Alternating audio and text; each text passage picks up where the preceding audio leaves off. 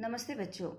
आज हम अपने कुमार भारती के 2 लघु कथाएं इस पाठ को पढ़ने जा रहे हैं, जिसके लेखक हैं त्रिलोक सिंह ठकुरेला। बच्चों, इस पाठ की विधा है लघु कथा। इस पाठ में 2 कहानियां बताई गई हैं, तो उन कहानियों को समझने से पहले हम संक्षिप्त में लेखक का परिचय समझेंगे और देखेंगे। बच्चों, त्रिलोक सिंह ठकुरेला जी का जन्म ईस्वी सन 1966 में हुआ था। त्रिलोक सिंह ठकुरेला जी ने कुंडलिया छंद के विकास के लिए अद्वितीय कार्य किया है। इनके प्रमुख कृतियों में नया सवेरा, बाल साहित्य, काव्य गंधा जो कुंडलिया संग्रह है, आधुनिक लघु कथाएं, कुंडलिया छंद के साथ हस्ताक्षर, कुंडलिया कानन, कुंडलिया संचयन, समसामयिक हिंदी लघु कथाएं, कुंडलिया छंद के नए शिखर आदि का इन्होंने संपादन किया है। बच्चों, यहाँ हम पहली लघु कथा मौन समझेंगे। मौन लघु कथा, जहाँ पर त्रिलोक सिंह ठकुरेला जी ने लोगों के कथनी और करनी में अंतर बताया है और हमारे समाज पर एक करारा प्रहार किया है। कहानी कुछ इस प्रकार है कि रघुराज सिंह यह मुख्य पात्र हैं इस पाठ के।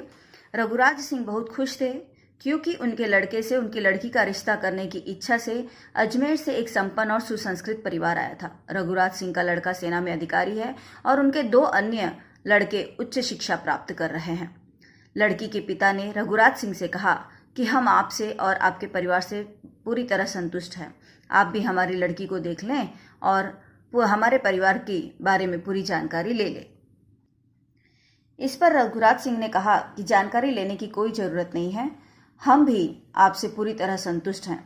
लड़की के पिता ने पूछा कि भाई आपकी कोई मांग तो नहीं है? यदि कोई मांग है तो हमें बताने की कृपा करें। रघुराज सिंह बोले, नहीं, हमारी कोई मांग नहीं है। हम बस इतना चाहते हैं कि लड़की ऐसी हो, संस्कारी, जो परिवार में विघटन न कराए और तीनों भाई आपस में मिलकर रहें। यह सुनकर लड़की के पिता बोले, सचमुच इससे अच्छा और क्या हो सकता है। बच्चों में अच्छे संस्कार मिलते हैं वह परिवार से, और पूरा परिवार एक सूत्र में बंधा रहता है।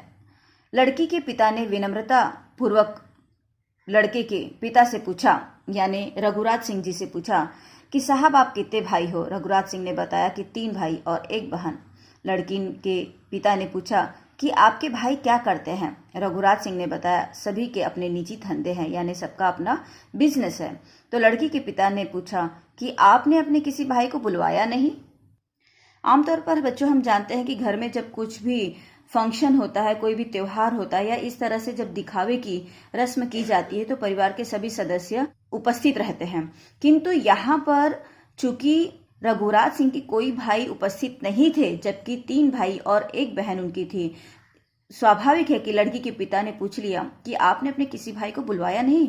तब रघुराज सिंह झिझकते हुए बोले, अजी हम भाइयों में बोलचाल बंद है।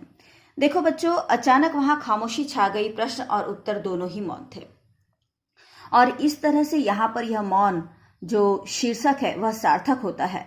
हर पिता, हर व्यक्ति चाहता है कि उसका परिवार बंधा रहे एक सूत्र में, और लड़की ऐसी सुसंस्कारी आए, ऐसी सुसंस्कारी बहू आए जो हमारे परिवार को बांध कर रखे। लेकिन जब बात आती है अपने स्वयं के व्यवहार की, तब वहां पर लोग यह नहीं देखते हैं कि हमारा अपना स्वयं का आचरण कैसा है।